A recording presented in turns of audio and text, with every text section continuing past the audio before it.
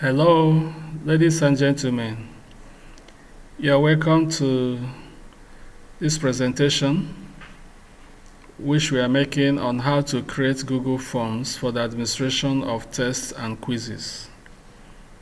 The presentation is on how to create Google Forms for the administration of tests and quizzes to our students.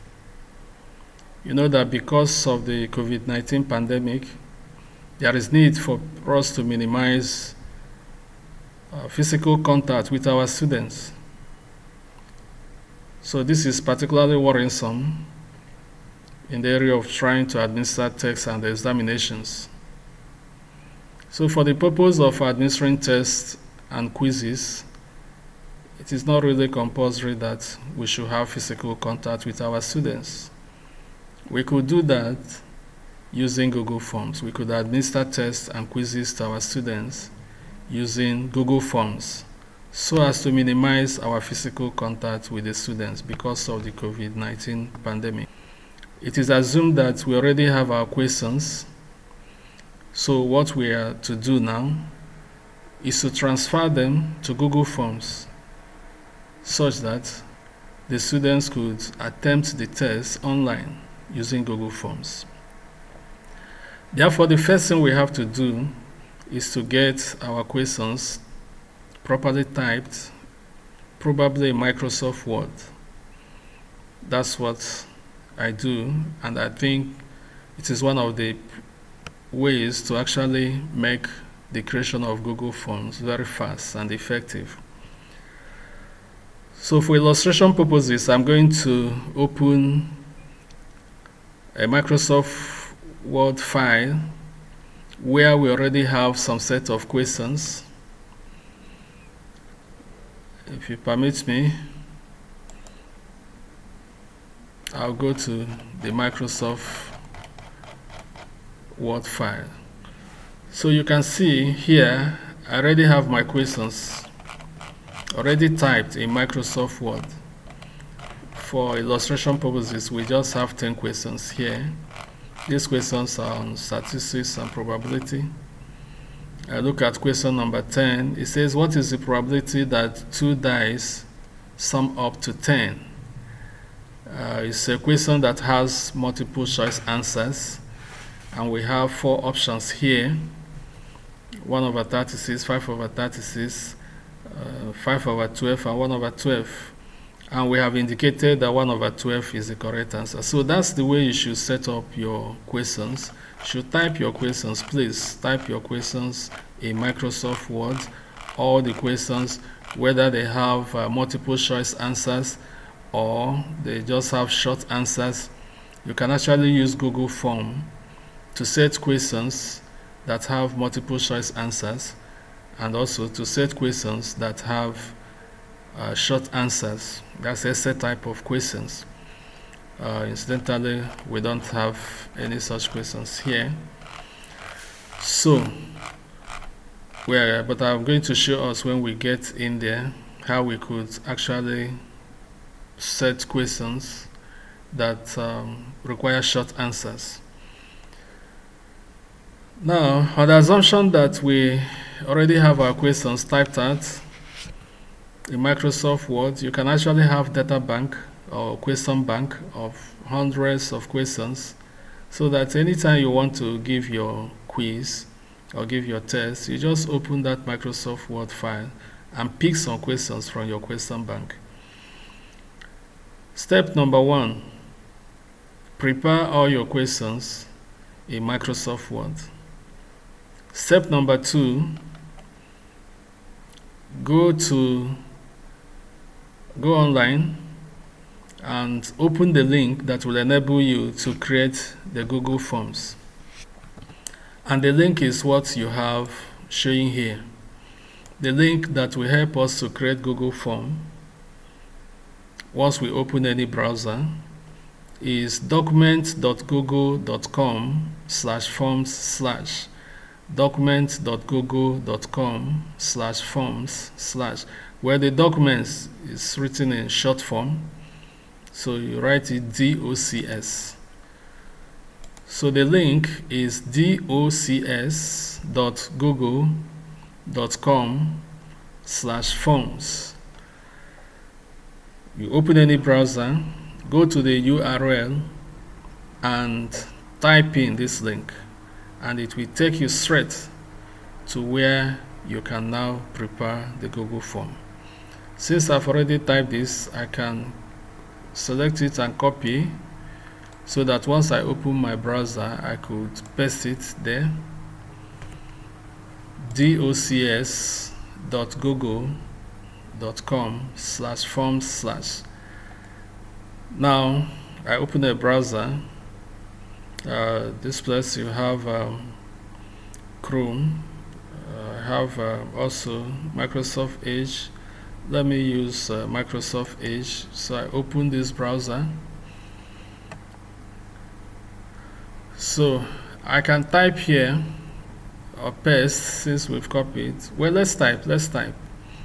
It's not the link is not too complicated. It's documents.google.com/forms/ the documents you have short form of it, which is DOS. Let me type instead of person. Let me type.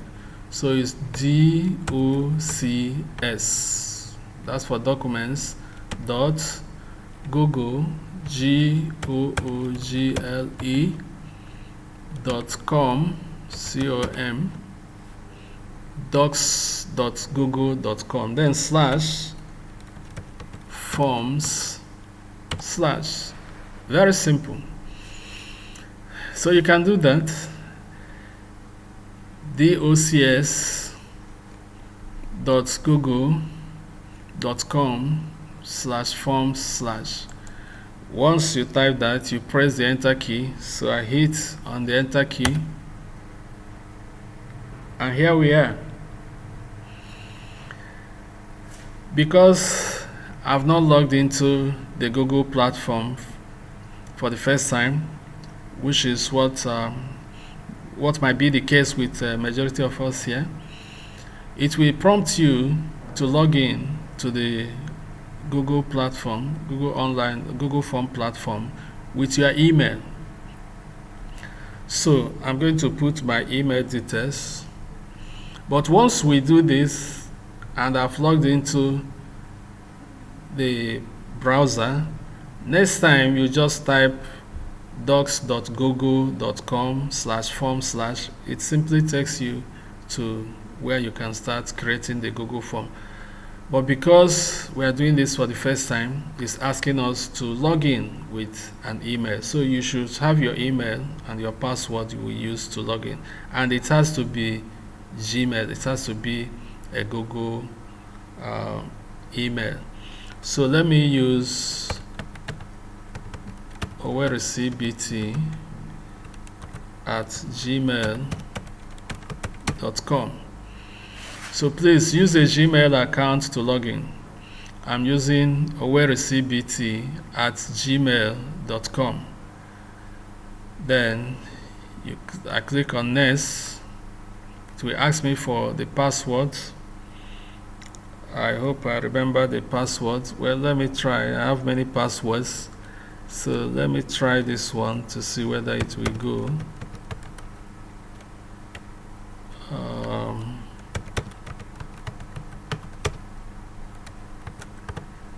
Let's see whether this will go. So I have typed password. I will now say next. Is it the correct password? Powerful, it is. So we have logged in. It will ask you whether you want to save password. Please don't save passwords on the browser. So I'll say never. Don't save my password here.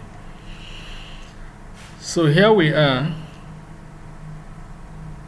with some templates from which we can choose when we want to prepare Google Forms. Well, for the purpose of our illustration here, we simply start with a blank template. So you see, start a new form so that we can start preparing our form from the scratch. So I'm going to click here, which says a blank template so that we can start from the scratch. If you are giving me the permission, I click. Good. So that's where we are. It says speed up your form creation. Okay, I got it. How did we get to this place? Let's recap, please. I said the first thing we have to do is to type our questions in Microsoft Word. We have done that. Then the second thing we need to do is to log in to this page where we can create our Google Forms. And how do we log into this page? We log in with a link which says documents.google.com/forms/ the documents, you type it in the short form, which is DOCS, docs.google.com/forms/. That's precisely what we have done. And once you type that in the URL, once you open any browser, you press the enter key. If you already use an email to log into that browser, it will take you straight to this place. But if you have not used an email, especially Gmail, to sign in on that browser that you opened, once you click docs.google.com/form/, it will prompt you to sign in with an email. And we are saying that you should now use your Gmail to sign in. You put in your Gmail and then put in the password, and it brings you to this page.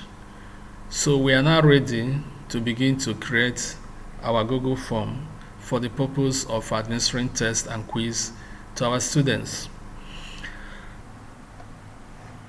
Okay, so we now have our page here, and we are ready to start creating our Google form. We start from the title. So we start by giving the Google form a title.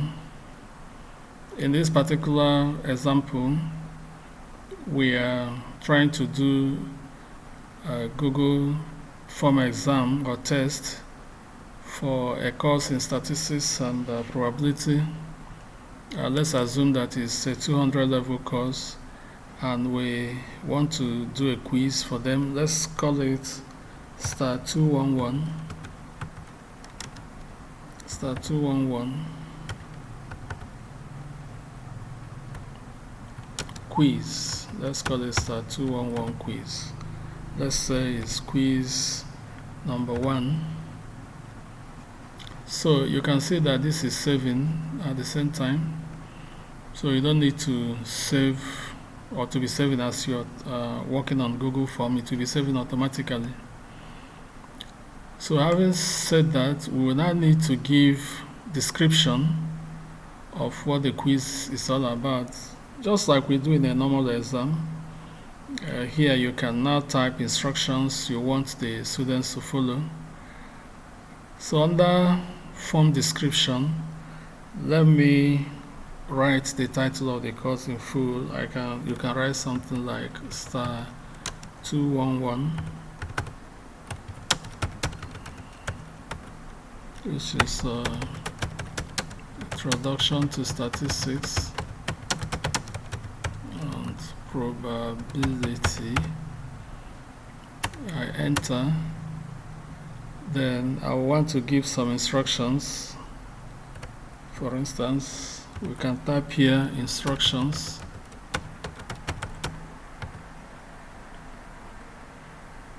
Now under instructions, I can say number 1, answer all questions, just like we usually do when setting questions, or you will say answer attempt any 3 questions, attempt any 5 questions, and so on. So just give some instructions. Let me say the second instruction here. I can say time allowed. Time allowed. I can say equals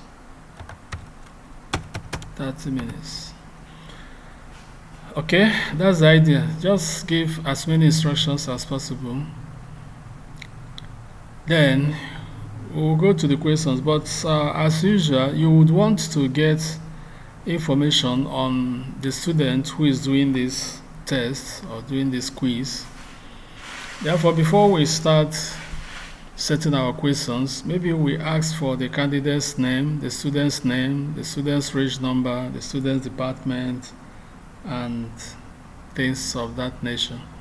So let's start by using this first field to ask for the student's name. Now, remember, when you ask a question, you expect an answer. And then an answer can be a short sentence, it can be a paragraph, it can be a multiple choice answer.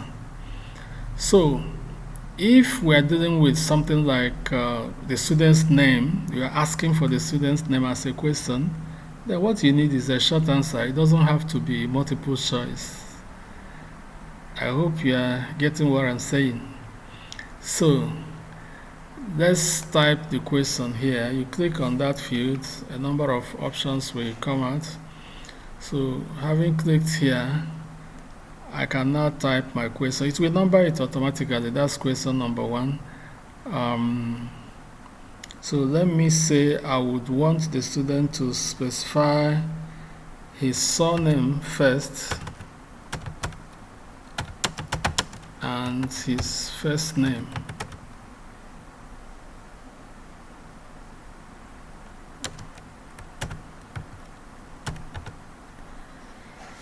So this is a question which is surname and first name.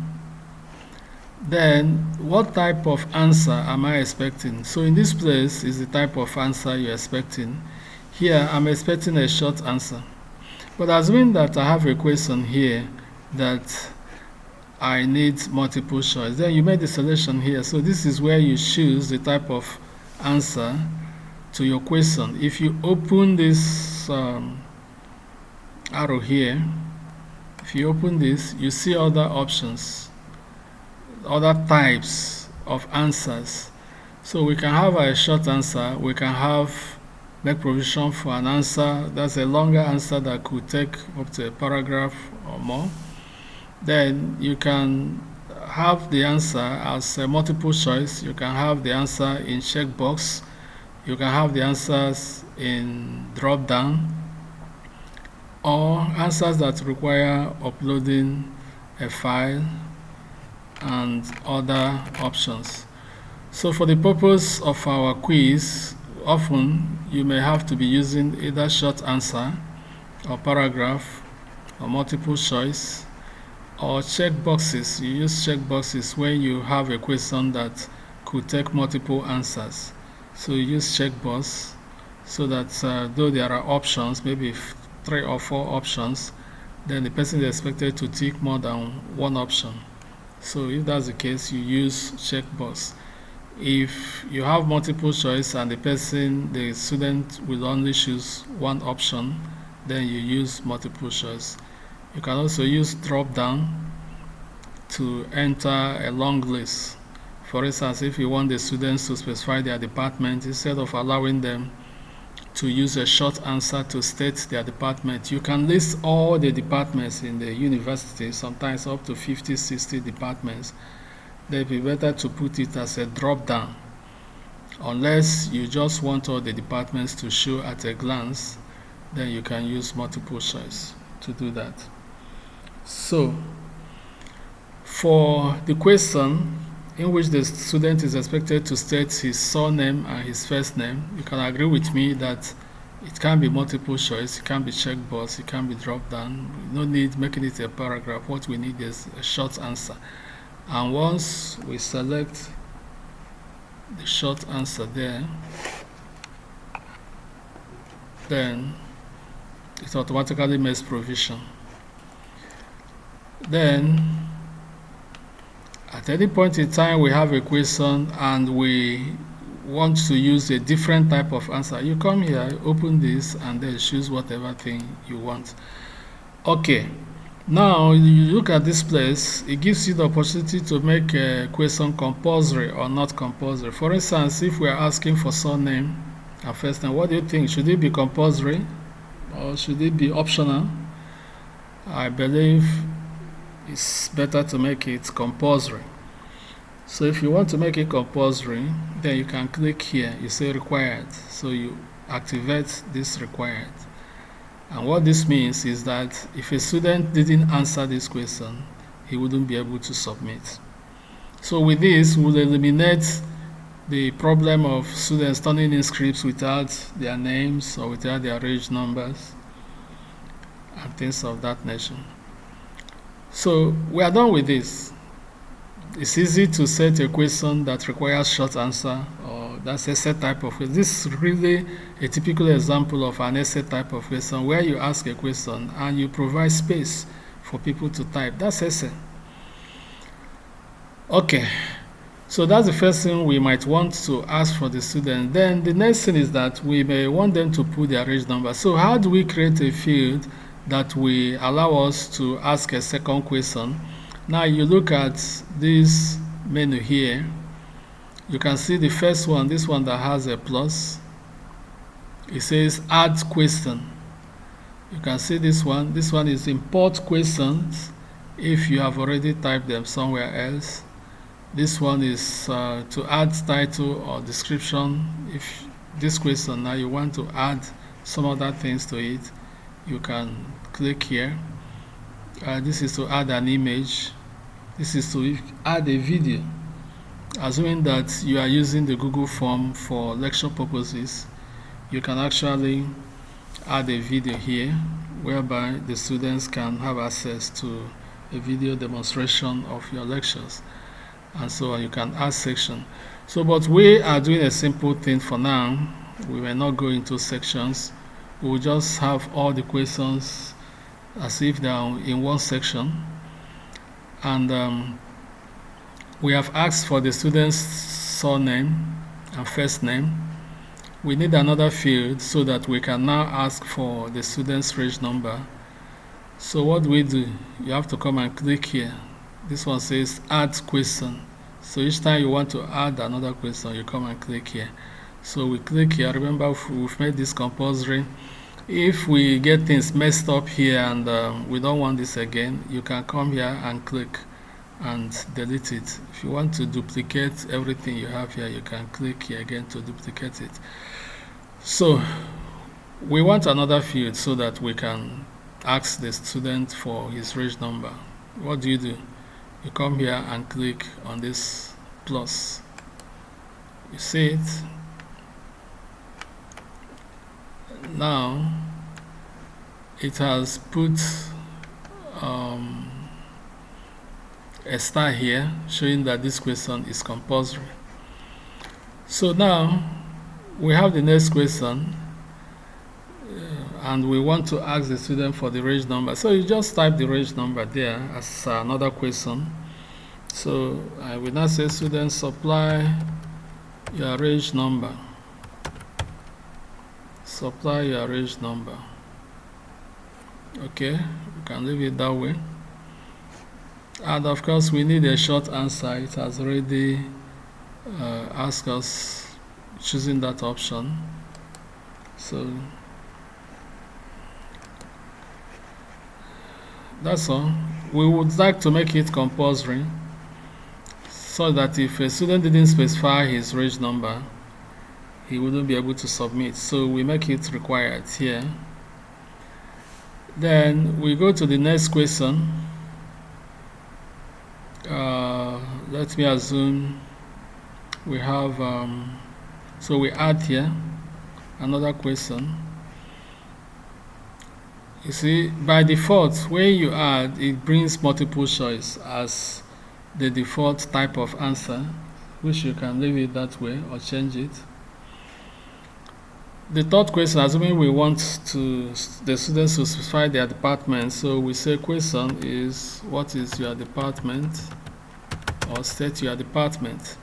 Again, we need a short answer. You can leave it as a short answer, but the disadvantage of leaving this as a short answer is because assuming you have 3 departments who are offering this course or who are offering the test, let's say mathematics, computer science, and statistics. Those are the 3 departments. Now, when you leave this open-ended in form of short answer, and somebody is in statistics, for instance, his department, he may write it as statistics in full. Another person in statistics may write the department as STA. Another person in the department may still write statistics as SAT.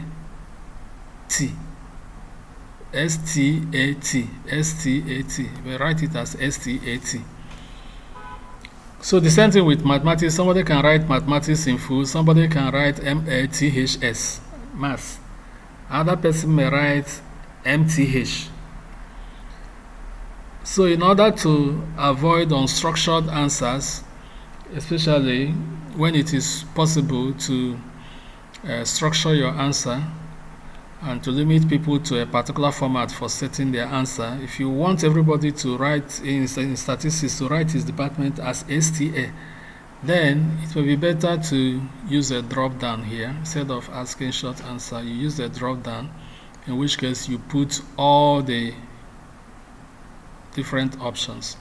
So if you are to do that, then you click here and first change it to either multiple choice or drop down.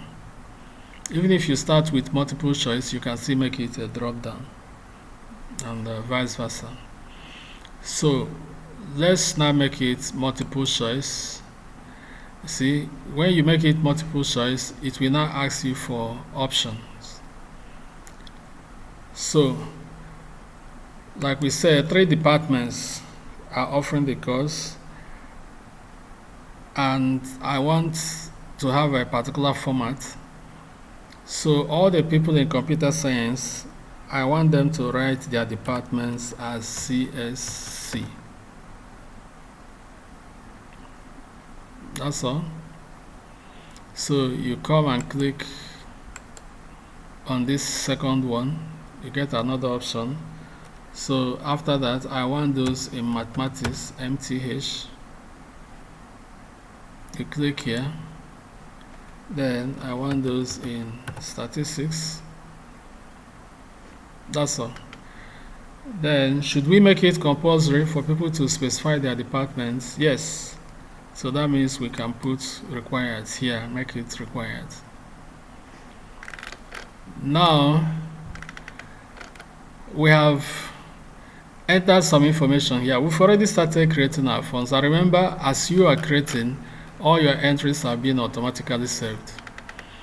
So this is the title of the quiz. These are some instructions. We expect them to give us the surname. Then we also expect them to enter their range number. We expect them to pick any of these departments to choose. So these are questions, these are responses. Nobody has responded. So if you click here, you see there's 0 response. We haven't even given the people the link to answer the question, so there's no way we'll get any response. But there's something we can view. This is customized theme. Let's leave that for now. This is preview. So we've already started constructing our Google form. We have actually asked for 3 pieces of information here: the surname, the range number, the department.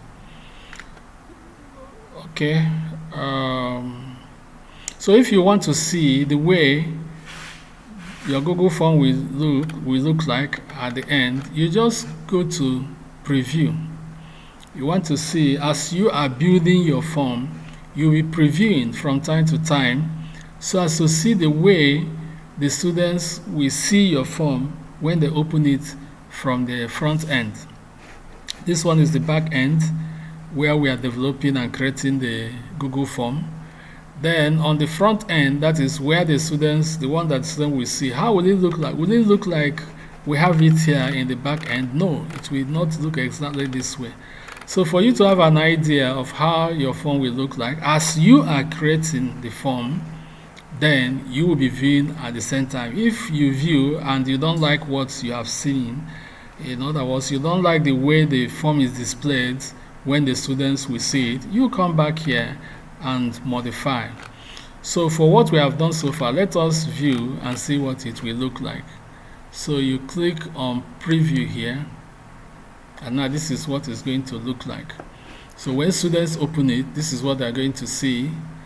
And you can see here there is an information here which we didn't type, but it comes up automatically. The instructions we gave were: 1, answer all questions; 2, time allowed is 30 minutes. You can give other several instructions. Then automatically Google puts for you that anything start means that it is required. Therefore, it's part of the instructions. So the students here now, seeing that surname and first name is required as a short answer, when he clicks here, he can supply the short answer. And this star here will tell him that it is required, it is compulsory. Without completing this field, this form cannot be submitted. If the person clicks submit, you say it can't go. Then you can see the range number. It's a short answer, so the student will click there and supply the answer.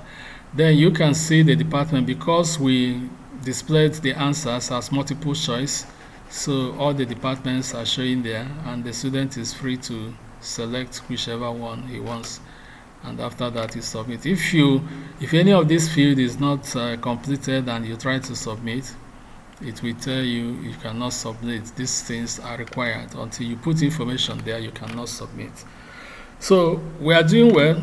I just want you to take note of multiple choice. This is multiple choice. Like here, we just typed it in, but when we begin our other questions, those 10 questions we have in our Microsoft Word, and we want to put them in Google Form, we may need to be copying the questions and pasting, and even copying the options and pasting. So, but I've also shown you a method that you can type directly inside your Google Form. Some simple questions, some essay type questions, you can type them directly because they will require short answer.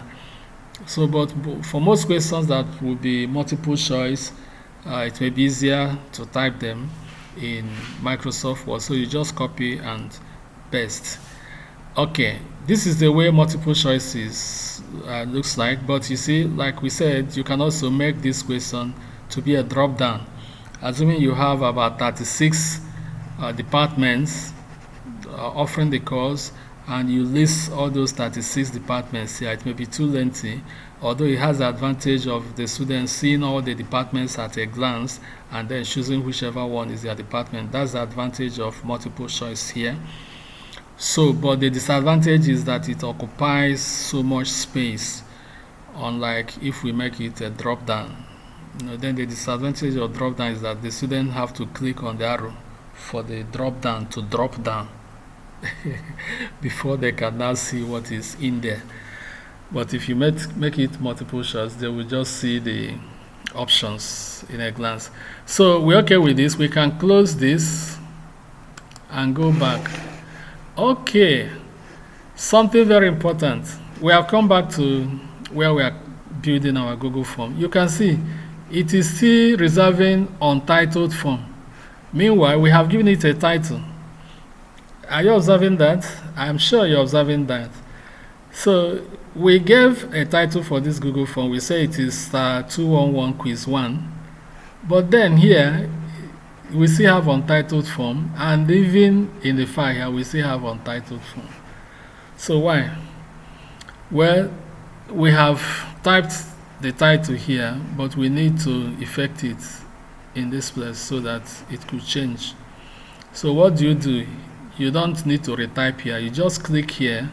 If you click here, whatever title you have typed here will now be effected here. So let's click here You see it? Once you click here, it comes up, and it has changed to the title you have given to your work. Okay, and you can see this one has also automatically changed to Star 211 quiz, so it's now properly saved. Now, like I said, we can change this one to drop down. So how do we do that? You click, because you are now in the place where you are building up. We have left the preview. We remember when I closed it, I just closed the preview and came back to where we are building the form. So we have asked for 3 pieces of information. They're here. As when we want to make this drop down, what do? Or in fact, anytime you want to edit or modify your question, you just click on it. So let's click here. Okay, the option we have chosen here is drop down. Sorry, it's multiple choice. Now we want to change it to drop down. So you click here and change it to drop down. That's all. So if you have more options, as when there's another department writing the course, this is computer science, maths, statistics, let's assume which other one? Urban and regional planning, URP. Sometimes it's good to put your multiple choice in ascending order. I mean, if it's not a question type, if it's information where people have to select maybe departments or levels or rank or whatever, sometimes it's better to put it in alphabetical order so that it will be easy. If you get it scattered, students, when they are scrolling down, they may jump, and they may not scroll down to see where their option falls into. So now, assuming we have this for, that's okay. Remember, we made it compulsory. It's a drop down. But you can see the options listed here. Yes, this is because we are constructing the Google form here. If you want to see how it will look like when students, I mean from the student end, you wouldn't know it from this place where you are creating the Google form. You have to go and preview. So let's go again and preview and see what we have. Again, you have this. So you can see drop down. You see this one is neater. We now have department, and I just hope that the students will know that what they have to do is to click here. If you click here, you will now see the drop down. So you see all this, and the person can now choose from the drop down. So the danger of this is that sometimes some people may not be used to drop down. They may see department and they will jump it. So, but it's obvious we are talking about university students. They should be able to know that once there is an arrow here, it means that there are options. So they click here, choose their department. For instance, if the person is in mathematics, he clicks on mathematics, the question is answered. Okay, that's how it will look like. Meanwhile, let's close the preview. Close the preview so that you can concentrate on the form you are building. So I click on this X to close the preview. You can always close the preview as many times as you want. You can always go back and open it again as many times as you want. So let's assume we have these 3 pieces of information which we have done. Do we leave this as a drop down or as multiple choice? Hello? Okay, well, let me answer for you. What do we do? Let me go back to multiple choice. Let's make it multiple choice so that all the choices we show there. Okay. I think we are done with this. If there are other biometrics and pieces of information that you want to get from the students, you put them there. Let's assume these are the 3 that we need now. If you want their level, if you want whatever, you put. Okay, now let's start setting our questions. What do we do? How do we add another field? You just go here and click on this plus so as to create another field. Remember, you will be here. if you are here in surname and you click here, it is going to insert the new field after surname. So assuming that we need another bio information that we have to put between surname and reg number, then you click on surname and then come here and say add field. You see it? If you add field, it is now between surname and reg number. So, but there's no such information we want to put here. So what we do, we delete this. You click here, you click in this place to delete it. So we still have surname, we have field. If you have reg number, if after reg number you want to put something in between reg number and department, then you have to click on reg number and then say add another question. It will be between reg number and department. But for now, we just want these three fields to be there: surname, reg number, department. So where we want to start our question will be after department, which means we just have to click on department. You now click on department, then you say add another question. So we add, and it is now below department. So this is our first question. We can now start, after they've completed those three fields, they can now start answering our question. So this will be our question number 1. As we have said, we can go to our Microsoft file, question bank, that we already have, and pick questions. Just pick questions. So let me pick some questions that will not give us so much trouble. Let me say a question like this. I will just say 3 questions and we'll be done with that. Now, I want to make this my question number 1. It says, suppose there is a box with 4 slips of paper, each paper with one number, 1, 2, 3, 3. Let the random variable x be defined as the number you choose at random. What is probability of x equals 1? So this is the question. So I copy it. I've already typed it. You select, right click, copy, then come to your Google form, and this is the question. You right click and paste. The question is there. It's a multiple choice. If it is something that has short answer or paragraph, if I click here, if it's something they have to write an essay, they will write long essay here. So, but this is multiple choice. I just don't want the students to stress themselves. If I need a short answer, if you click there, it makes provision for them to put the short answer. If you want drop down, you put here. If you want checklist, you click here. If you click checklist, it will still give you options.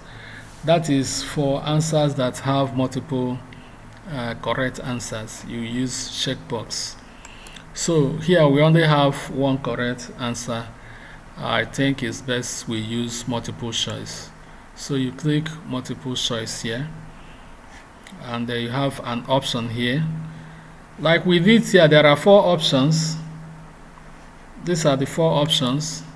So if we had not typed this, the first option as the answer to this question is 0.5, then the next is 0.25, which is the correct answer, then the next is 0.2, the next is 0.16. Like we did when we were trying to set up departments, you can type in these options one by one. You click here, you type 0.5, then you click here to add another one, then you type 0.25. You see, it takes time. After that, you click another option and then type another one, maybe 0.1513 as an option. After that, you click. So it takes time. We are not going to use that method since we've already typed the options at one place. By the way, if you type things like this and you don't want them, you can click here to remove them. So I'm going to remove this. I'm going to remove this 0.13. I'm going to remove this one. So I'm left with only this which I don't even want to be there. So since I've already typed the options here in Microsoft Word, what you need to do is you come and you select all of them, select all the form, all the options, copy, then go back to where you just have option 1. You select it, you select the whole of that option 1, right click and paste. Powerful. Okay, so it has added the 4 options at the same time. So that's how to set a question.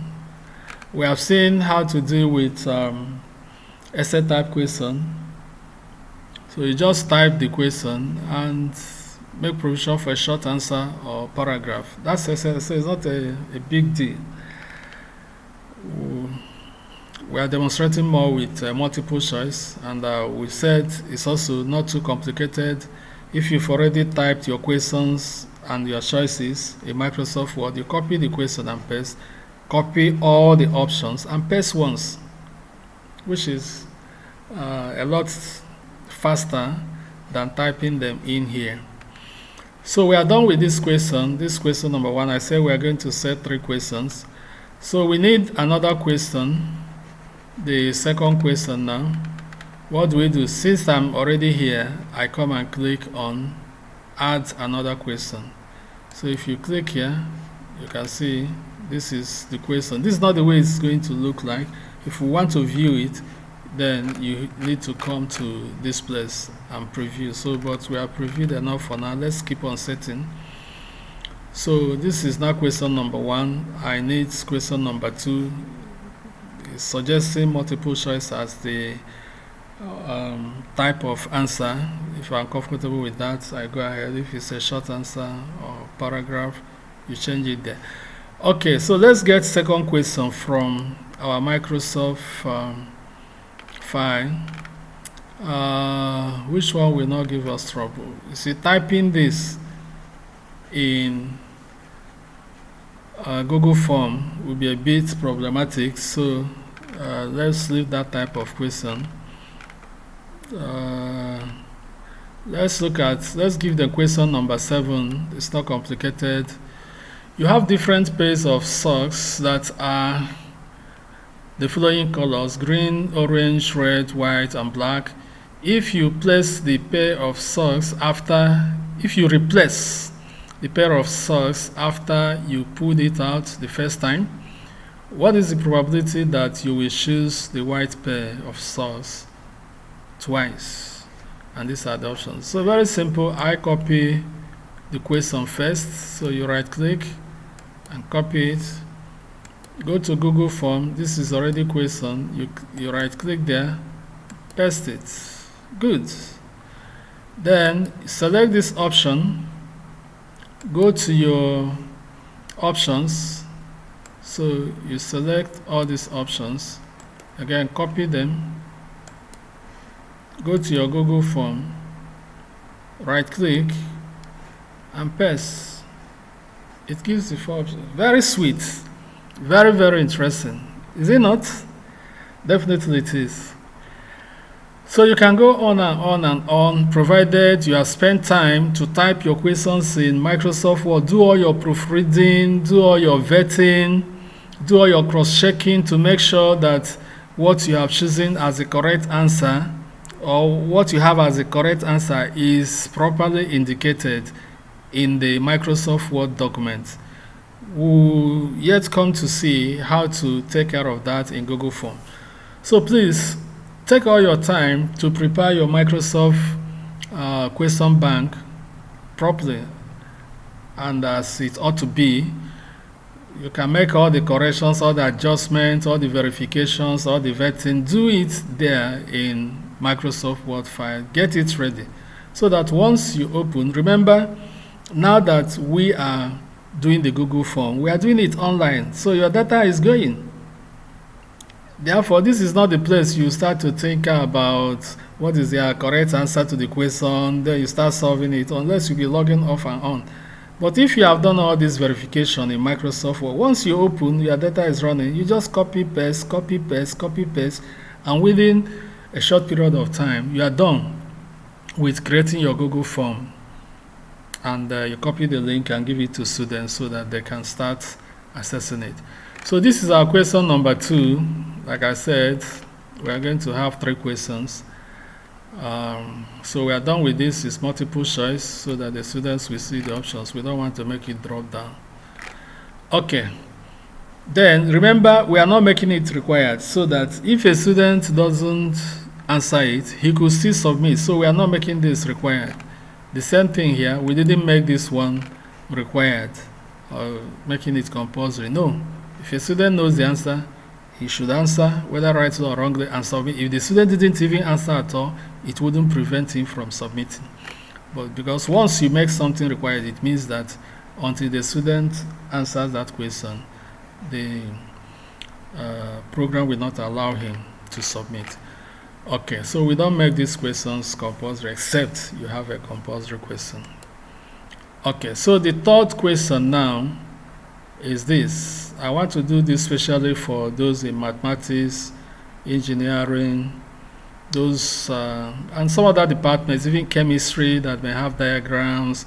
You have things that you cannot easily type. You see here, we're able to copy from Microsoft Word and paste directly here because this is just text. It's text. It doesn't have symbols.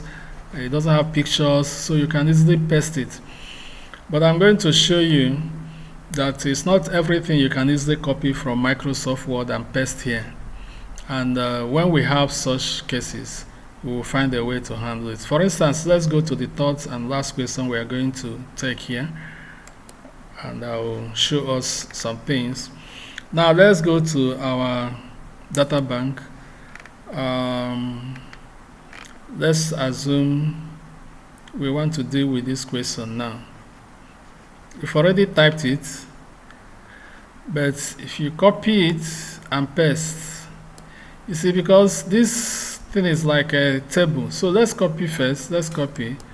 We copy this and then come here and paste it. You see it? This is what we have. And that's what let's see what the students will see when they open this place. Let's see how it's going to appear. So you preview. You have this. It's okay. We don't have any problem here. You don't have any issues here. No issues here. Department compulsory. The person has to pick here. This question number 1, very beautiful. No issues. The student can read the question. No symbols and complicated diagrams or tables. And now the options are there. This is another question. So this question, what happens? This is exactly what the student will see. Consider the following probability distribution. Blah, blah, blah, blah, blah. So it's not helping matters. But I'll show you how to handle this quickly. So let's close this preview. So we are back to this place. Definitely we can't go with this. So we delete it. We delete this. Use back delete. So we delete that. We can copy there and paste. Now, an easy way to get around this problem like this is to make it an image. Since you've already beautifully typed it in Microsoft Word, just copy this and make it an image, convert it to image, then upload it as an image. That's that. So I've selected this. Instead of going to my Google form to paste it, I'll just make it an image. So you look in your computer and you will see paint. You see this arrow here? That is paint. You look for it, it's paint. That's what we use. You can also search it out from the list of programs there. Where do we normally get paint? Yes. No, it's not here. Well, so you can search for it. So you can click here, because right now I've already dropped the icon on my toolbar here. So, but in your system, you wouldn't see this because you have not dropped it. So, since it is something you use frequently, it is better you search it out and then drop it on your toolbar. So, for instance, if you come here and type paint, P-A-I, so you can see it there, it has come out. You now right click it, and it's already pinged to the taskbar. So if it wasn't ping on the taskbar, when you right click here, you will see ping from taskbar. You now click on it. When you click on it, in fact, I can actually unping this one. I can actually unping it. So it's no more here on my taskbar. So how do I get to paint? Just type paint here on your search button. So so paint is there. This is paint. You right click it, and then you can see ping to start. You say ping to taskbar. So when you click here, it comes to your taskbar here. So these are all my frequently used tools. That's why I've put them on the toolbar. So my paint is here. Now we have copied this. Let's go again. I select, right click, and copy. Okay, when you copy this, you go to paint. So I go to paint here and paste it. See, when you paste it, it will appear exactly the way we want. You can click outside here just to shrink this thing. I can click outside. Then you see this arrow here. See this arrow, you can shrink it. Okay, beautiful. So this looks fine. Therefore, I will now save it as an image. So save it as an image. You come here under file, you click on file. You want to save it as an image, click on file, click on save as. When you say save as, you save it as JPEG. Okay, JPEG. So you click on JPEG. Then let me put it as here. I created folder where I save this, where I save my images. So you can create a folder where you save it. So I think this folder is called questions. Now for this, let me say we are dealing with quiz star 211. Let me call it star 211 quiz. You can just star 211. Let's say question 3. Star 211 question 3. I'm saving it inside here as JPEG. So you save, right? You save. So I've saved this. You can close this. The paint has done its job, so we can close it. So I close it. Then I now go back to my Google form, because I've copied this, and if you paste it straight on Google form, it won't give you what you want. So but now look at this icon here. It's actually images. I wanted it to read. This is images. This is where you insert image.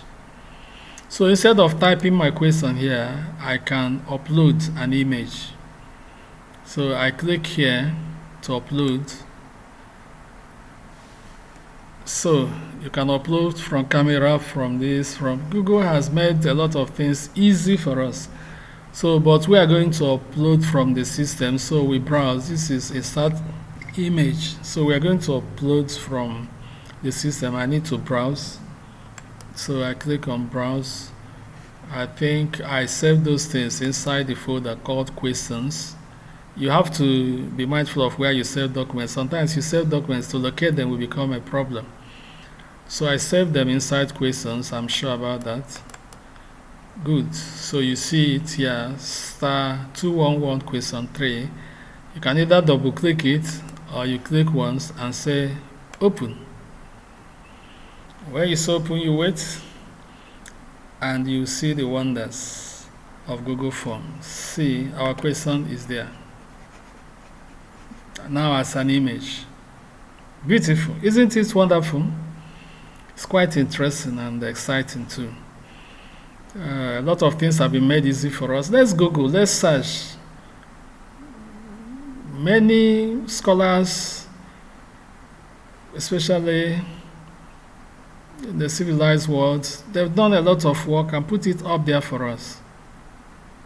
So let's search, let's Google, let's keep on learning. The moment somebody stops learning, it means the person is dead.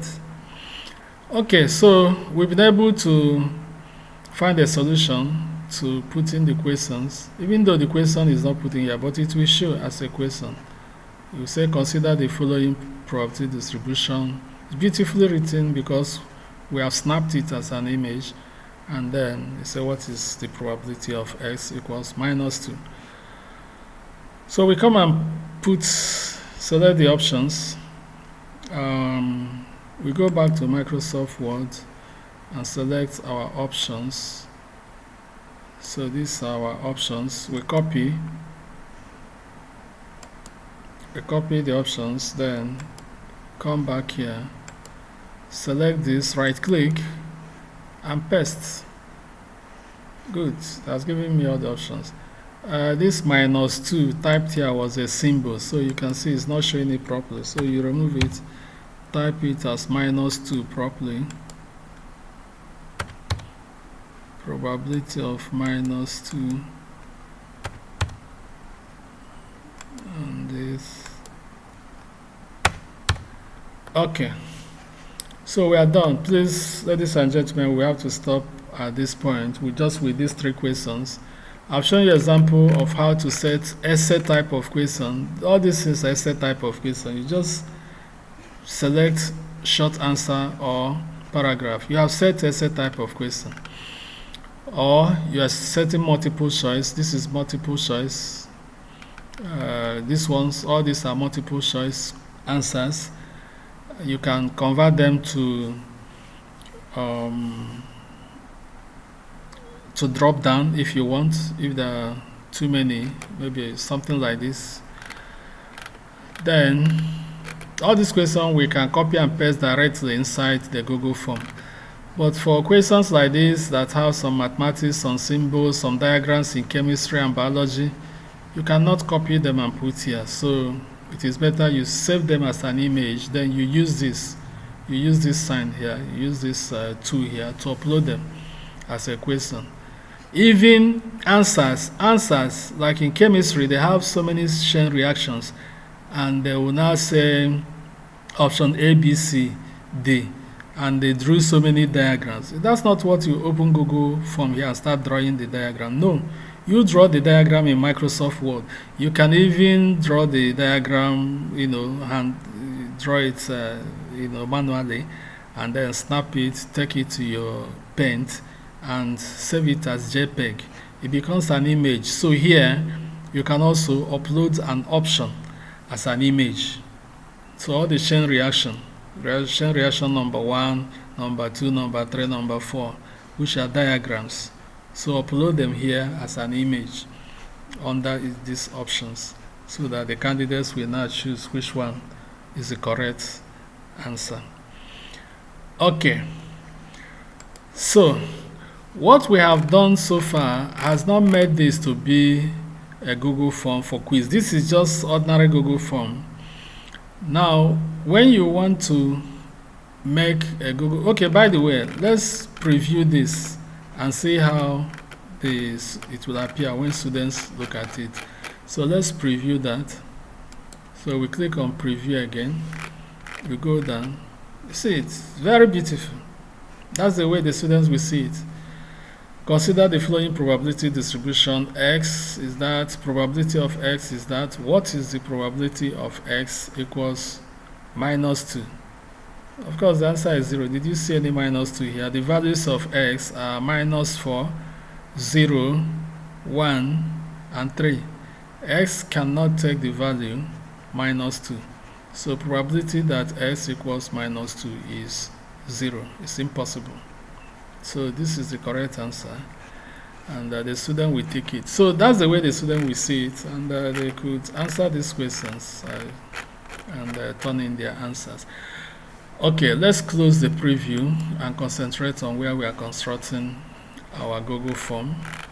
We have ended with 3 questions. So we now want to make some settings such that this Google form could be filled not just like an ordinary Google form, but it should be filled by students as test or quiz with marks assigned to the questions, and making it possible for students to be graded and to be marked, their performance determined after they have submitted.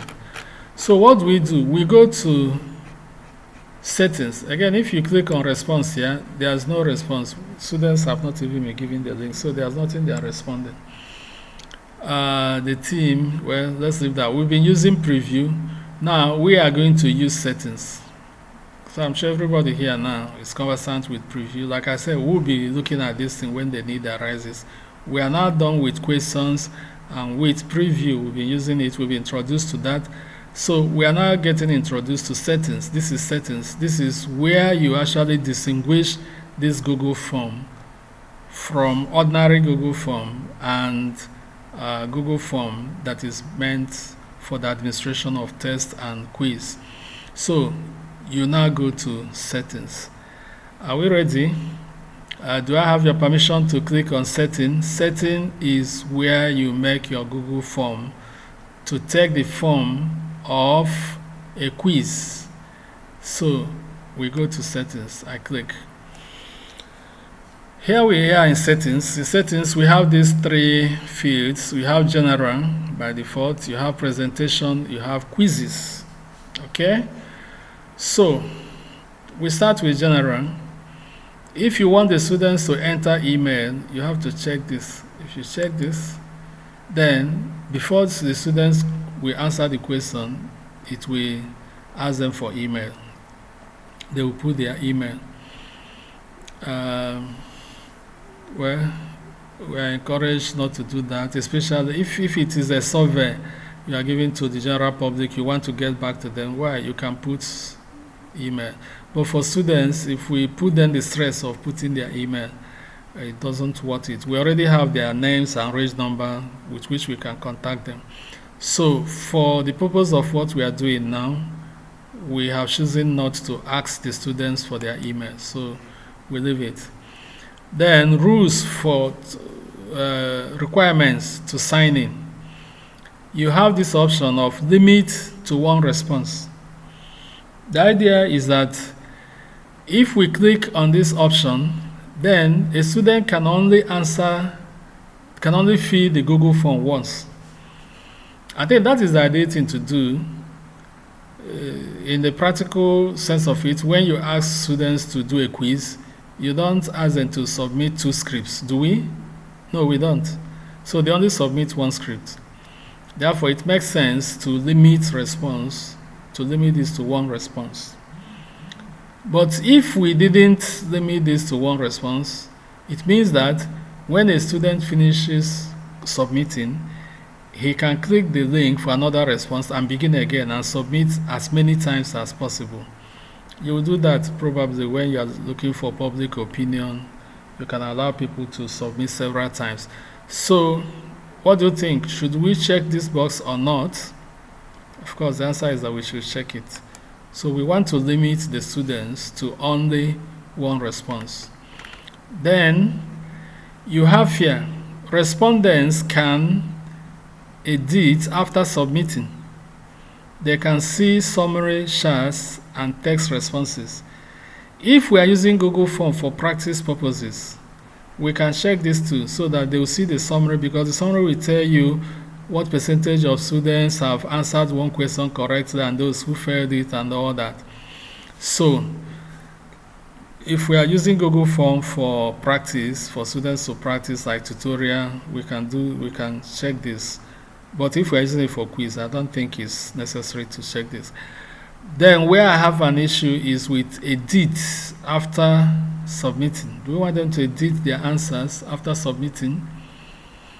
Yeah, within the period, if a candidate submits and he has reasons, he remembered that it's like there's something he didn't answer very well, he can edit. So even though he's limited to one response, he can edit. But what he can edit is only that one that he has already completed. He will open it up and edit. And of course, he may still have the opportunity of editing everything. So it's limiting to one response and clicking this,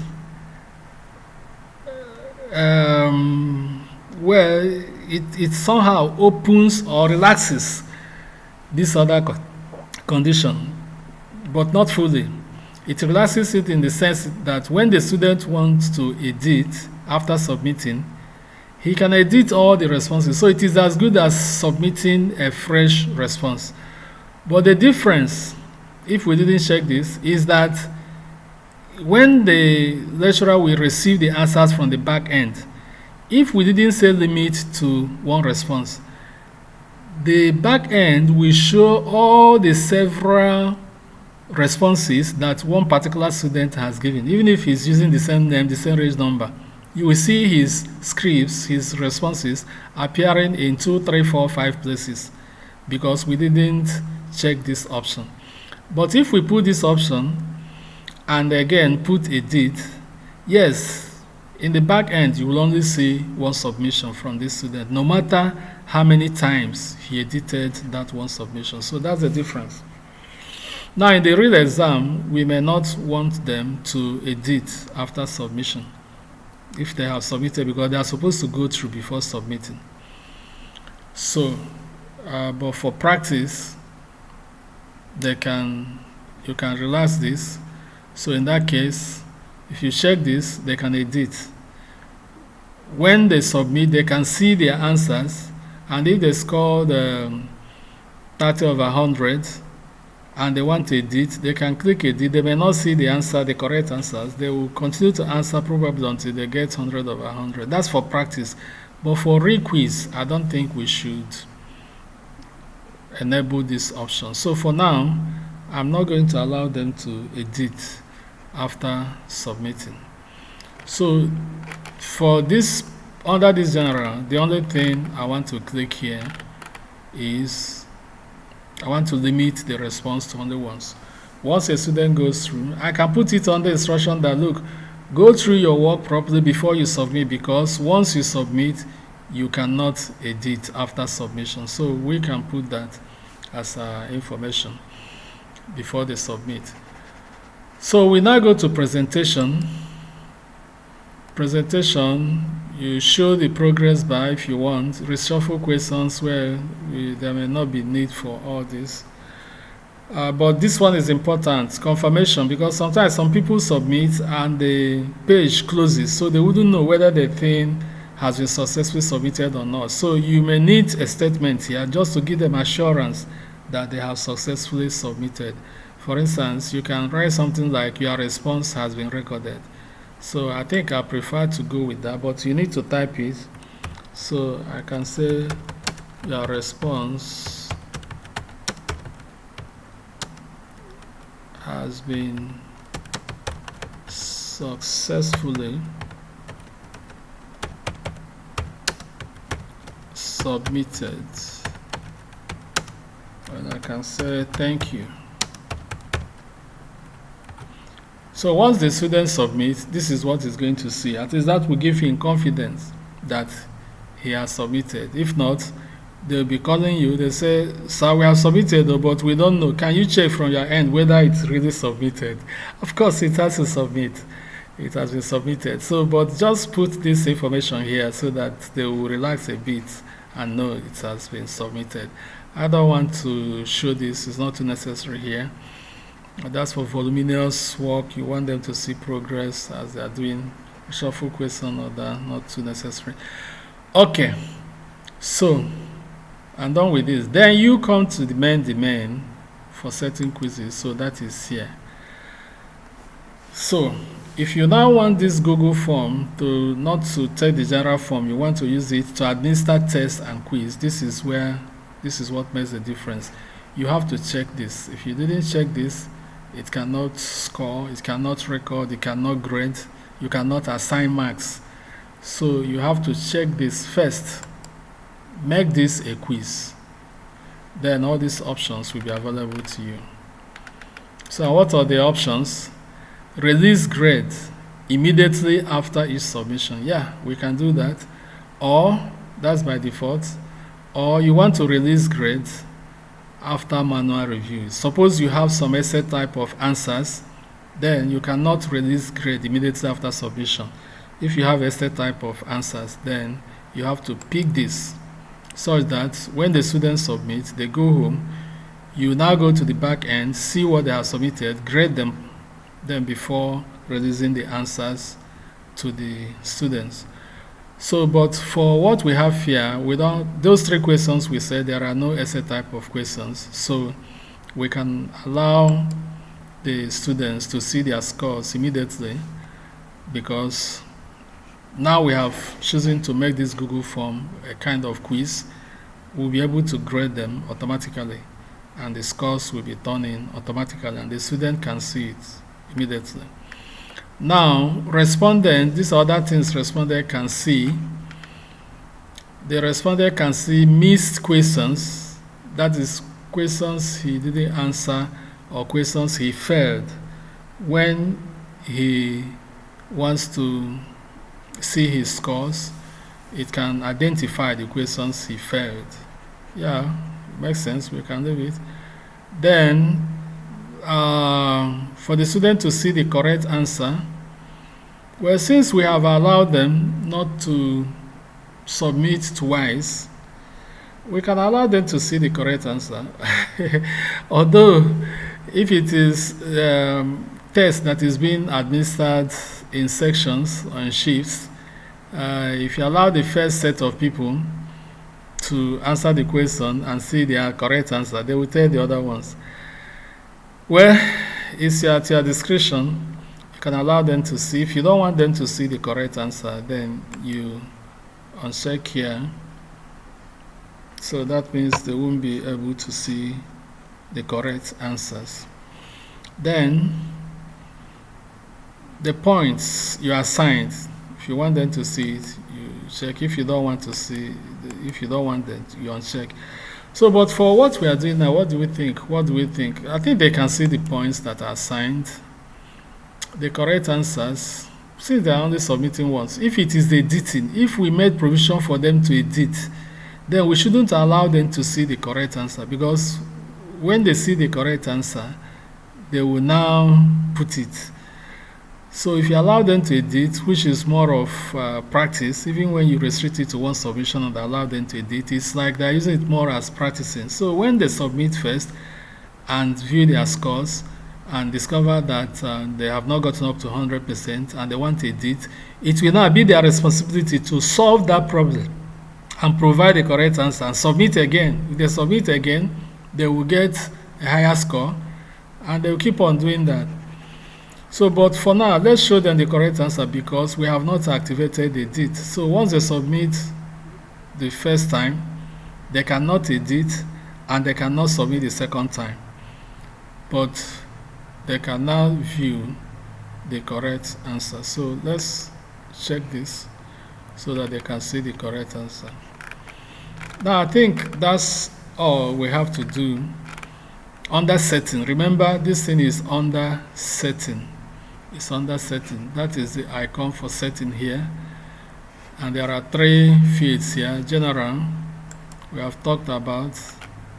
Oh, no, we don't want to collect email now. So it's good to review this thing. So I'm removing it. We are not collecting email from them. So the only thing we are doing is we are limiting the response to 1. So always cross-check these things. Then here, we only put this response, which they will see once they submit, to give them confidence that they have submitted successfully. Then we come under quiz. We have made this a quiz, very, very important. We want them to see their grades immediately after submission. And we want them to see the questions they answered wrongly.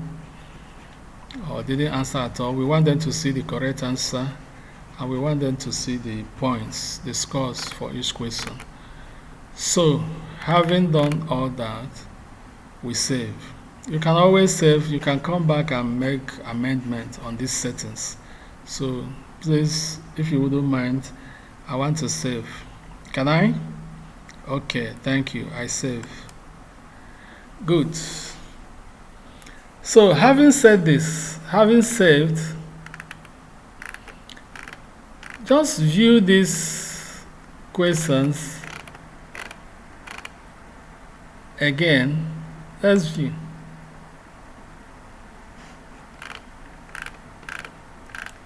Okay, so you see the questions are still intact, nothing has changed. So, but now let's pick these questions one by one. Especially, let's go to question number 1. Okay, this is question number 1. Click on this question number 1. We've been clicking it before, you've been seeing some things. But now we have met these settings. Click on this question number 1 and you are going to see certain new things because of the new settings we have chosen. So I click. Wonderful. Remember what we were seeing before here? We saw this question. We saw it was multiple choice. We added all this, but we didn't indicate what is the correct answer or not. Then we didn't see anything like this. Answer key. We didn't see that. We didn't see 0 points. So it was because we have made the Google form now to be a kind of test and quiz. That is why this option is available on our questions. So what we advise is that set all your questions, put all the options for multiple choice and for drop down and all that. It is still general Google form. Then go to settings, and make your appropriate choices, especially on quizzes. Go to quiz, then make the Google form a quiz. Then this answer key and other tools will now appear on each question. So you go back to each question and start amending them properly. So we click on this key. This question is called 0 point. If we are not comfortable with that, you come here and change it. So you see it, this is the point. Once I click on that, this is the point. So I prefer to make it 10 points. So for the 3 questions, which is their test, they'll be getting 30%. If somebody answers the 3 questions correctly, somebody answers 1 question correctly, then he has 10 points. If it's 2 questions, he has 20. 3 questions correct is 30 points. So now that I'm editing the answer, it is at this point that I can now put the correct answer. So what is the correct answer? You go back to this. I think we are dealing with this question. This question we are dealing with here. And the correct answer is 0.5. It's even good to copy it. I can copy it. Then go back to your Google form. I've already made this 10 points and I can identify 0.5. So you come here and tick 0.5 as the correct answer. Then, okay. There's something we didn't do in the settings, so let's do that. Let's, okay, you click on add feedback. When you click on this add feedback, you can give feedback maybe on incorrect answers, but we want to give feedback on the correct answer. So you click here on the correct answer, and then since the correct answer is 0.25, you've copied it, you paste it here, and then you save. You can see correct answer is here, and again you can now say, and this one is highlighted, you can now say done. And you see the points have changed to 10 points. So you go to the second one. Again, you click on answer key. It's 0 points here. So you click on answer key. What question is this? You have different pays. So what question is that? Okay, that's this question. And the correct answer is this. So which we copy. You copy the correct answer here. Then you go to this place. So you now click on this. This is 0 points. So you click on answer key. Then make this 10 points. You can type straight, make it 10 points. So this is the correct answer, 0.15. You click on it. Then you add answer feedback, which you have already copied. Add it as the correct answer. You come here, right click and paste it. That's the correct answer. So you save this, and always remember to say, you allow it to show here, feedback for correct answer is this. So you now say done. That's the second question. You go to the third one. This is probability of x equals minus 2. Of course, we know that the answer is this one.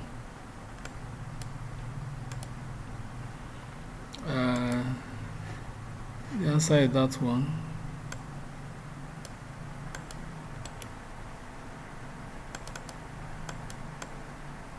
Trying to see if I can copy it from here. Anyway, cross check. Let's cross check. See, this is the answer. So this is showing minus 2.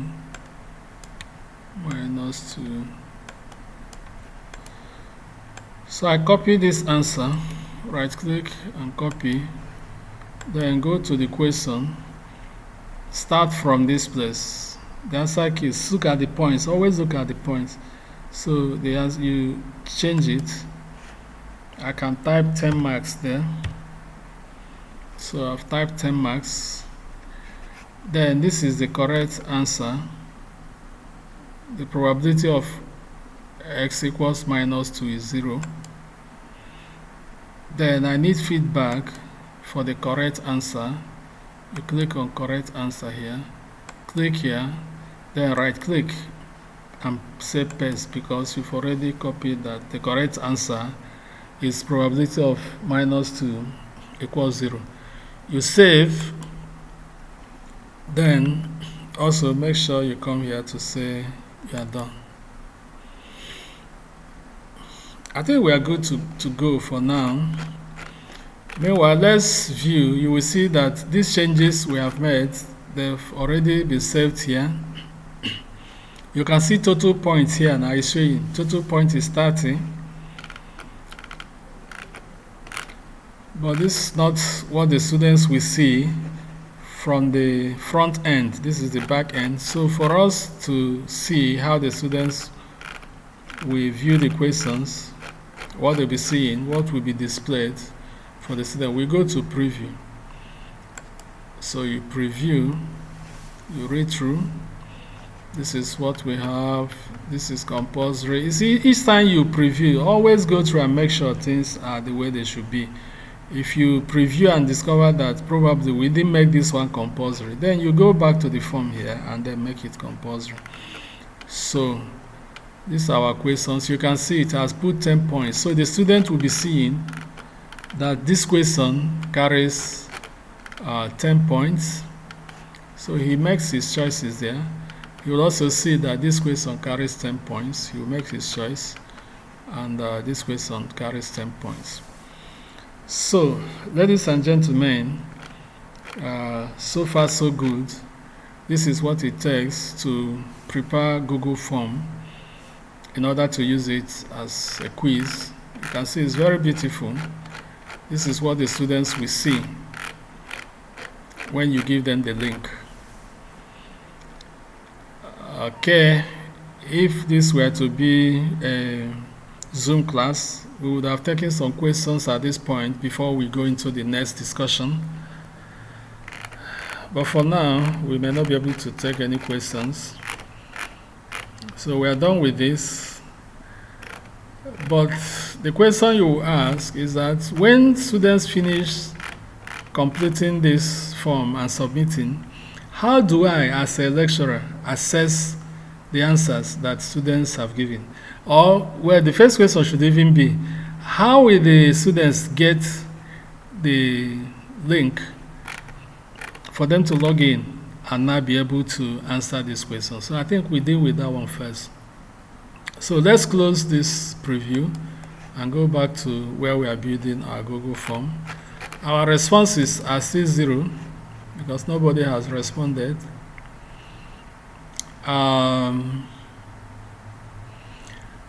Now, we are going to deal with the link we will send to students for them to be able to access our Google form from the front end.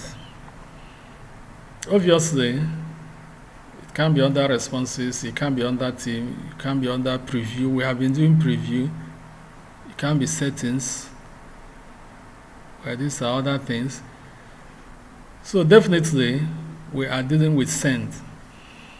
We need to send a link to the students such that once they put that link on their browser, it will open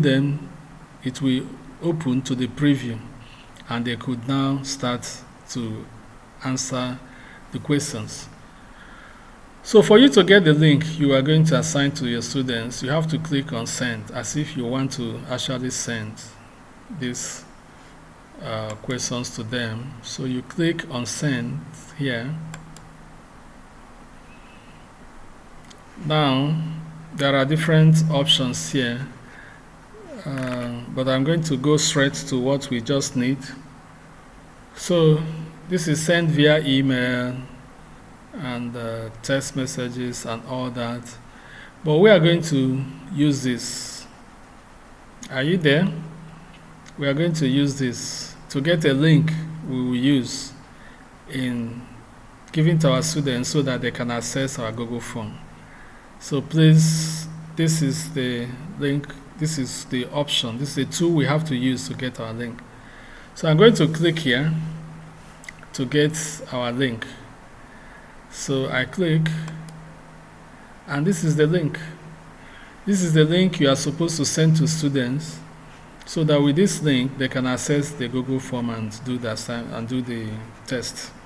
You can copy this link, but this link is very long. You can get a short version of it. So we can click here to get a short version of the link of the URL. So you click here. See, it has reduced that to a very short version, so which you can now copy. Remember, you click on this place, it gives you a very long link. Then you click here to shorten the URL.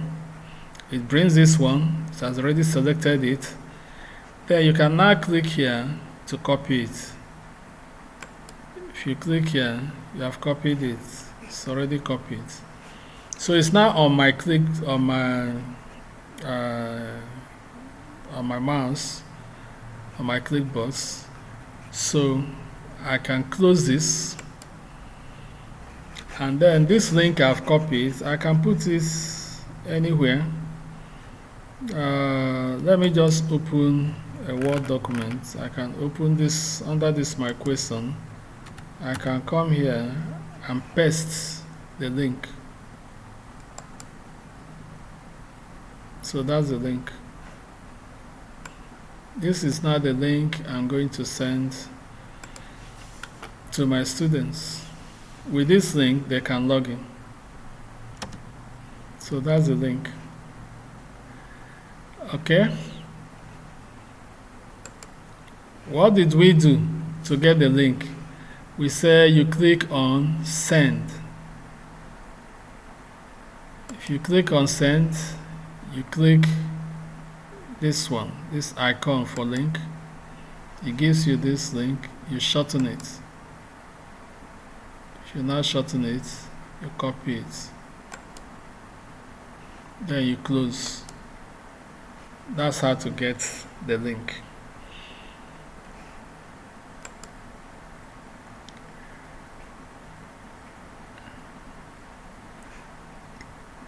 Okay, so see, when we did that, it changed.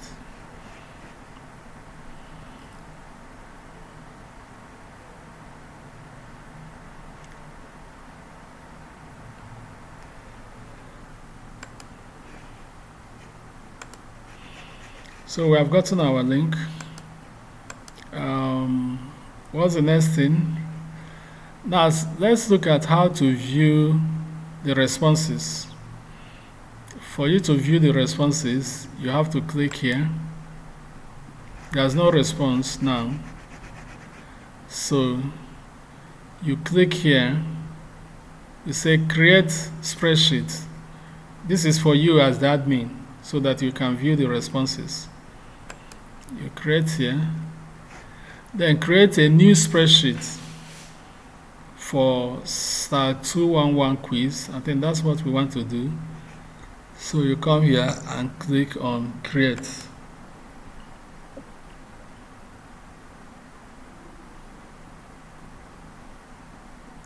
Okay, so if you create, this is where all the responses will come. There's no response, that's why you don't have anything here. So it's still loading. After loading, it should give us opportunity to share the link.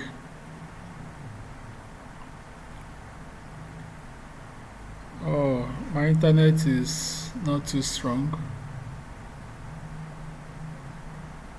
I think that's why it's taking time.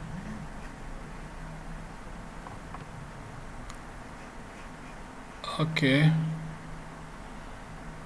No thanks.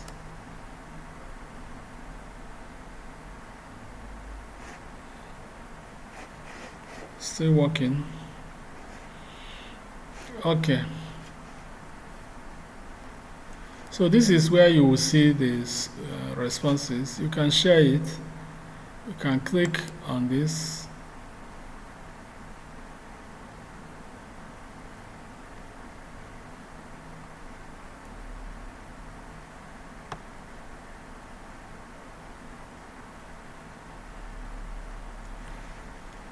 Okay.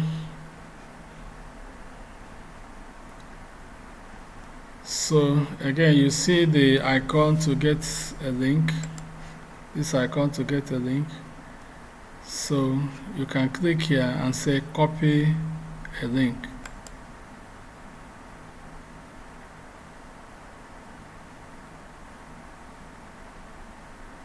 So I've copied the link. Again, we can come here, paste it.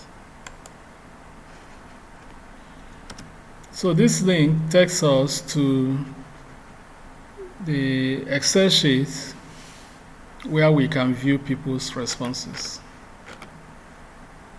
Let me move this to another page. So you can tell your students, you can say for *211 quiz 1,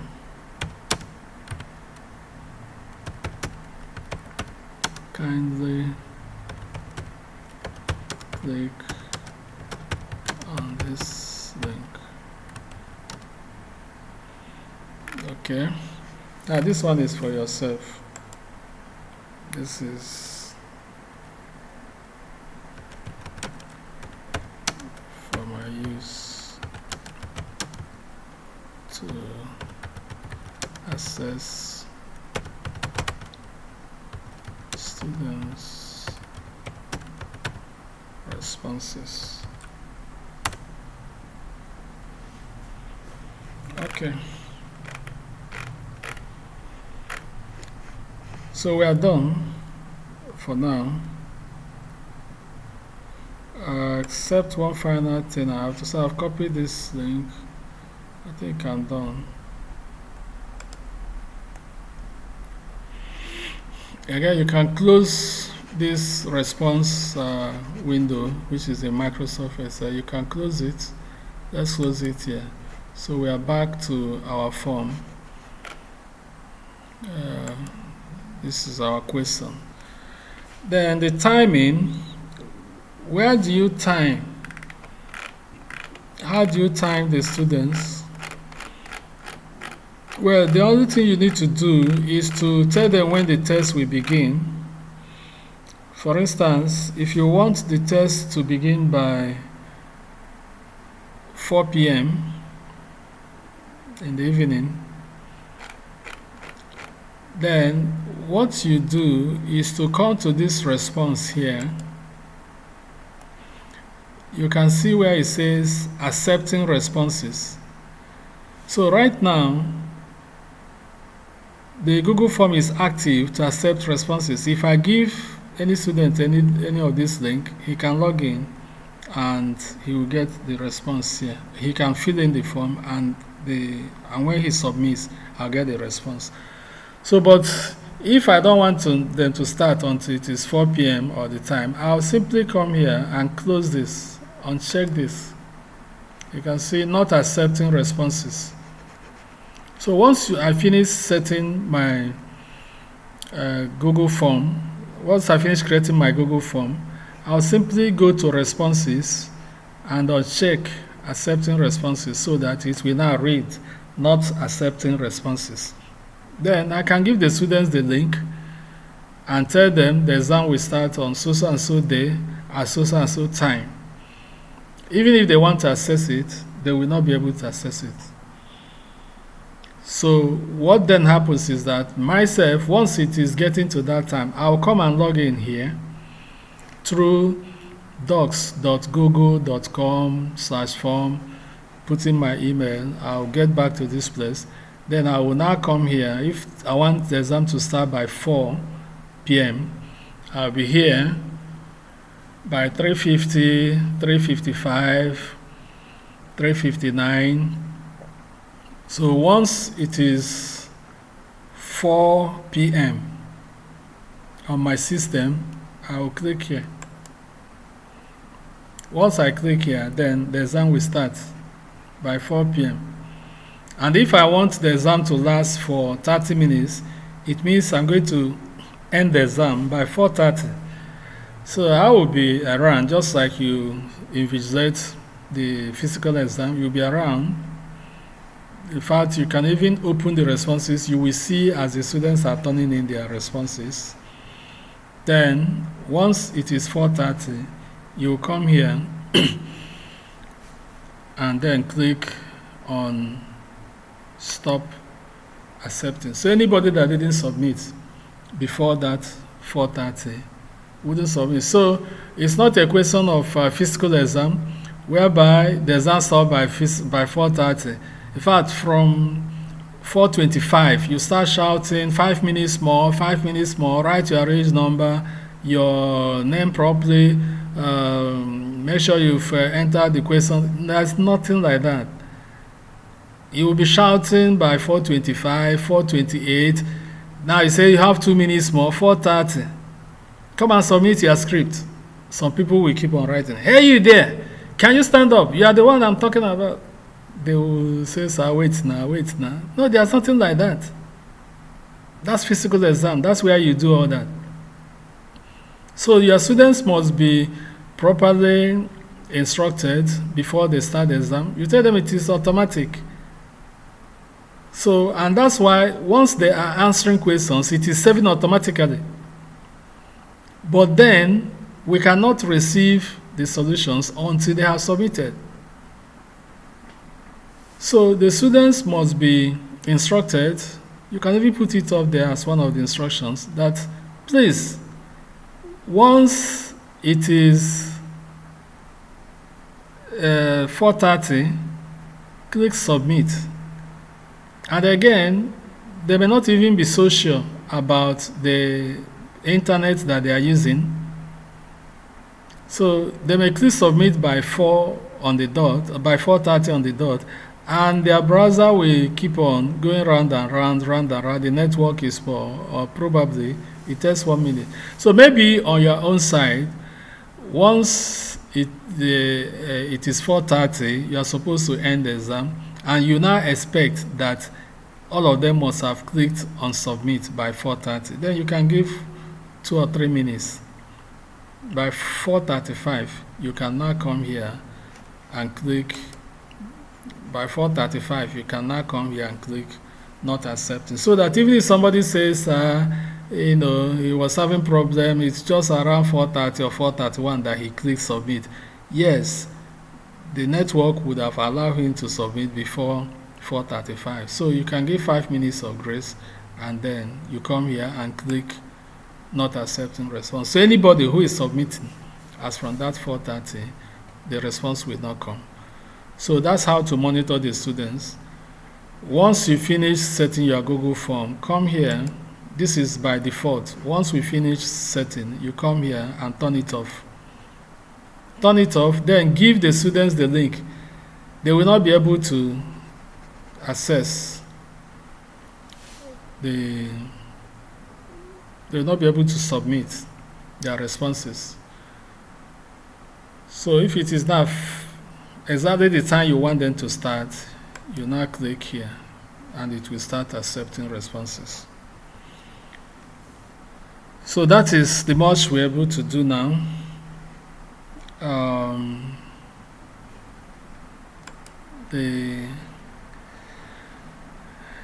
We are still open to questions, so you can always chat us up or contact us for more questions on how to produce your Google form. Okay, by the way, let's test what we have done. Which one are we testing with now? Let's test with this one. This is the one we are supposed to give to students, and we are still accepting responses here, I suppose. Okay, so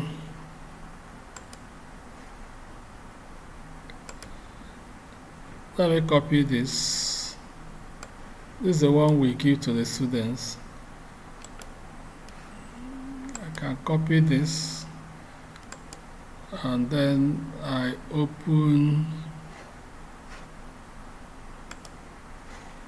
We've been working on Microsoft Edge, so I can open Chrome here. So that's the student. I'm now working as a student using Chrome. I've opened, and then I come here, and because I've copied that link, I right click and paste. You can either paste or say paste and go. Let me paste first so that you see what I have. So this is the link we are giving to students. They copied it, they paste here, and they say enter. You see it? So it takes them straight to the quiz. Okay? So the person will now supply his surname. Oh, I said 30 minutes. Did I say 30 minutes? Of course, it should be 3 minutes or something like that. If it is just these 3 questions, whatever thing is the time you put. So, the student should now put his name. Let's say the name is, the enrolled number 2020. Then department, I choose this as my department. Then I answer questions. Suppose there is a box with 4 this, that. Well, let me just do guesswork. I'm not thinking, let me just do guesswork. So suppose I pick this as the answer.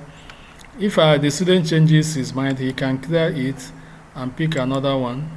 Or automatically, if he just click here, it changes the answer. Then this one, let me assume the person clicks this, and this other one, because I think this is the correct answer, let's assume the person ticks this. Okay, so at this point, one can submit, but to show you, assuming that the person didn't put the reg number, assuming somebody didn't put reg number and try to submit, you see, he cannot submit. It's to remind the person has to put reg number. So he now puts reg number and then attempt submitting again. You see it. Your response has been successfully submitted. Thank you. Then the student has the opportunity to view the score. So I can view the score. Wow, 10 over 30. What happened? This is the name.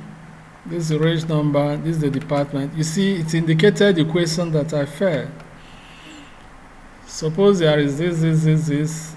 My answer was 0.16. The correct answer is 0.25. So you can see the student, you can actually use this to give the student opportunity to practice so many questions before the examination. Now this one is correct. That's where you have the 10. So here I score 0 over 10. This one is correct. So the answer is 1 over 25. This is another wrong answer. The choice was probability of minus 2 equals 1, when minus 2 is not part of the values. So it says it's wrong, marked it wrong. Then the correct answer is that probability of minus 2 is 0. So this is for student consumption. And remember, we only gave the opportunity to answer once. So he cannot answer again, even though he has seen the answers. So that's the way it works. These students have been able to answer. This is where he views his score. If he gets back here, there's no provision for him to answer the second time. So all he has to do here is to view his score. So that's from the student end. Then from the lecturer's end, how do we know that this student has submitted and that he scored 10? So remember, this one is for the student. Then this is for my own use as a teacher. If you copy this, I can copy this. Then I'll be working on Microsoft Edge, so I go to Chrome. So suppose I paste that link there to view the responses. I can paste and go, but let me paste it first. You see it, it's all there. If you press enter, it takes you to the Excel file.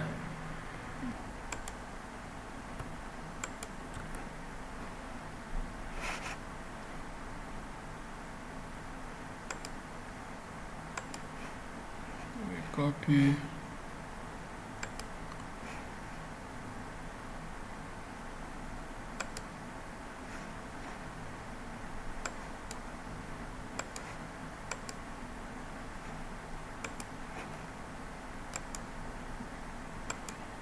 By special.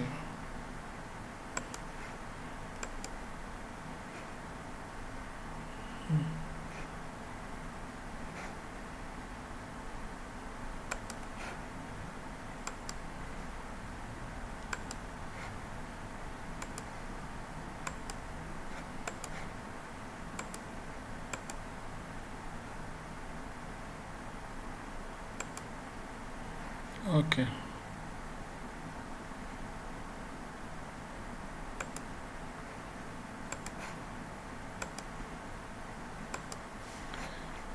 So I think we can delete all these other ones. So we can make use of this.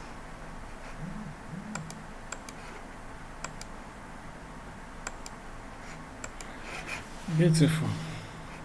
So with this now, you have the time the students submitted. I think these four are important. You have the time the students submitted.